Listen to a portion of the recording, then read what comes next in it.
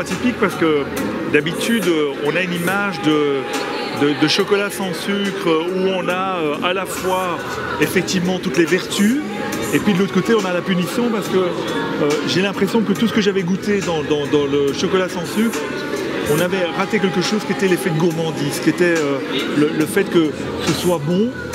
Effectivement, on a la vertu, mais on n'a pas la gourmandise. Alors, ce qu'on a fait avec ces deux chocolats, c'est d'essayer d'allier les deux, c'est de dire à la fois on a la gourmandise, la première chose, et la deuxième, on a effectivement retiré tout l'effet du sucre, c'est-à-dire de la saccharose, et on l'a remplacé par un produit qui s'appelle le Sweet Pearl.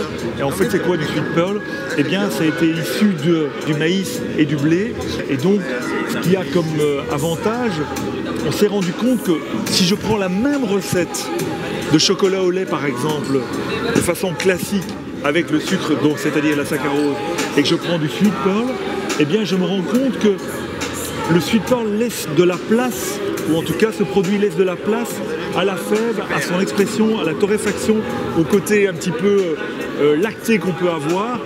Et là, parfois, le sucre masque parfois les arômes. Et ici, dans ces deux nouveaux produits, à la fois dans le fondant et dans le chocolat au lait, on a une révélation des arômes qui est un peu plus importante qu'on a de façon habituelle. Comme on dit, la naissance, c'est toujours que le début de la vie. Et ce qu'on va faire aujourd'hui, c'est essayer de travailler plus loin que ça. Une tablette de chocolat, avec ça on peut commencer à faire une boisson chocolatée, avec ça on peut faire un dessert, on peut faire une mousse au chocolat. La tablette n'est toujours que le début d'une aventure et pour nous c'est peut-être c'est l'horizon en tout cas de se dire qu'il y a des nouveaux produits qui peuvent se mettre sur le marché avec à la fois l'effet de gourmandise, au risque de me répéter, mais aussi le sentiment de déculpabilisation quand on prend un produit. Moi qui suis une grande amatrice de chocolat, amoureuse du chocolat, je peux me passer de tout sauf du chocolat, mais je vais pouvoir m'en donner à cœur joie maintenant.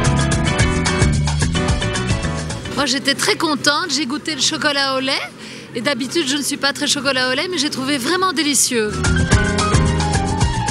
Moi je choisirais le sans sucre d'abord et notamment le lait parce qu'il est bon. Le fait de culpabiliser, il faut surtout culpabiliser jamais personne, à mon humble avis, de manger du chocolat. Mais ça c'est un avis totalement personnel.